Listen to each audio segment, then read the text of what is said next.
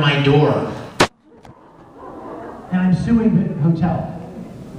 What? What? First of all, FYI, no one has ever slid yaoi under my door, ever. And if they did, I would pick it up and go, and anybody with half a brain knows you can't sue the hotel because somebody slid something under your door. They're not, you know what I'm saying? It's absurd. Exactly. I mean, I've heard some of the most insane things, and like I said, I go back and forth between being really angry that I give so much of myself, and I still get those kind of stories, and being really heartbroken because I don't understand why people would want to be so hurtful. You know? Pardon?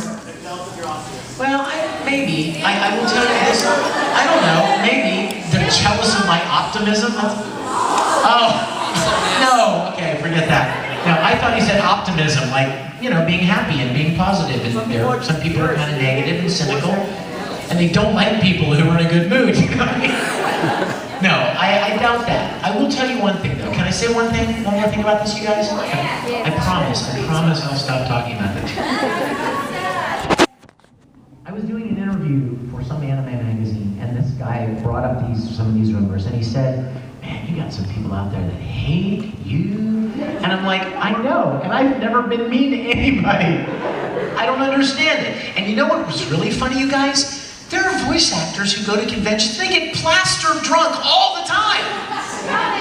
No, not Travis. No. Not Travis. I know you're thinking of that funny story, but I'm talking about on a regular occurrence. You understand what I'm saying? They go out of town and they get plastered. And everybody sees it. Nobody cares. Nobody talks about that. Okay.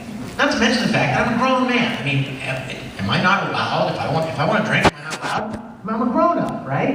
And I still don't. But the point is I could. So where's this coming from? So the interviewer says to me, have you thought about why some of these things are said? And I said, well, yeah, I thought about it. I really kind of struggle with why some of them are said. And the guy said to me, I think I know why. Please tell me. Because of the stand you take for your faith.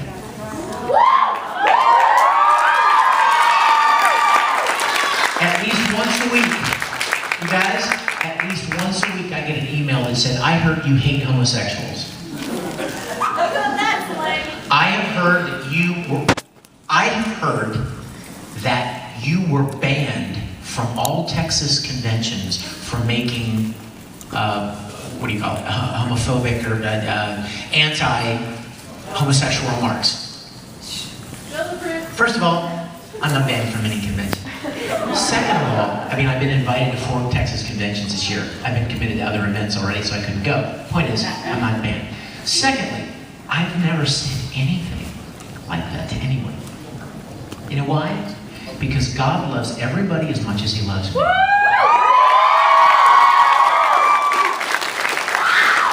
It doesn't matter if you're gay or not.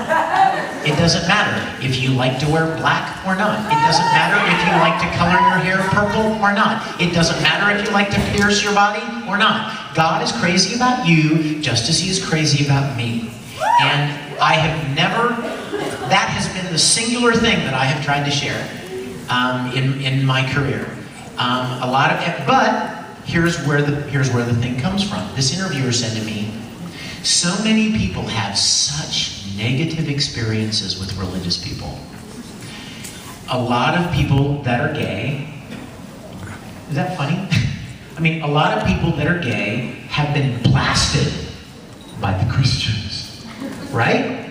God hates you, God hates your homosexuality, God hates this, God hates that. So these people hear this, they hear me talking about that I love God, that my faith is important, so what do? Ipso facto, Christians hate homosexuals. Vic says he's a Christian, therefore Vic hates homosexuals.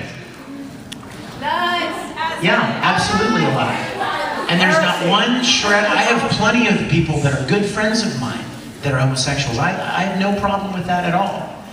My desire is to share God's love with everybody. That is my desire. And so, but you see my point. There are people out there that have been so mistreated or insulted or condemned or judged for some reason or another by people who call themselves Christians, and they hear me share my faith the way I do, and they're like, I'll bet you he hates this too. So, without any evidence, they start writing about it, and blogging about it, and getting on forums, and making up lies. Can I ask you guys to do something, and then we're going to totally change the subject. I really didn't mean to go here, and I hope I haven't offended anyone. Will you do something for me? Do something for me, and do something for the anime industry. If you are ever on a website, or a forum, or anything, where you ever hear any of this kind of garbage, take a stand for what's right. Will you do that for me? Because I'll tell you something, there are a heck of a lot more of you than there are of the haters. And we ought to be able to exert a positive influence over that kind of thing. Okay, I'm done with that. Now, you know what? I think you have been so sweet and kind in listening to my ranting and raving that I'm going to show you something that I think you're really going to enjoy. Okay? How many of you have never seen Full Metal Fantasy? Really? Just, really? Okay. So a lot of you have, I guess, apparently, right? Okay. Let me tell you what I'm getting ready to show you. Several years ago, right after I started recording Full Metal, I started thinking of what would be a really funny story whereby a grown man could start turning into an anime fan, an anime character, actually, okay?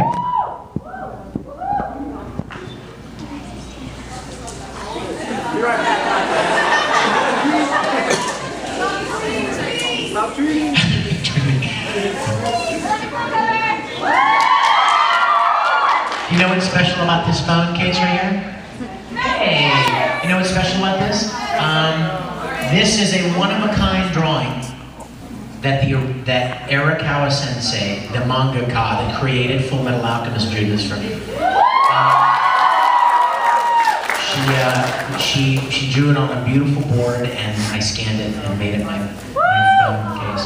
But so I made up this little story.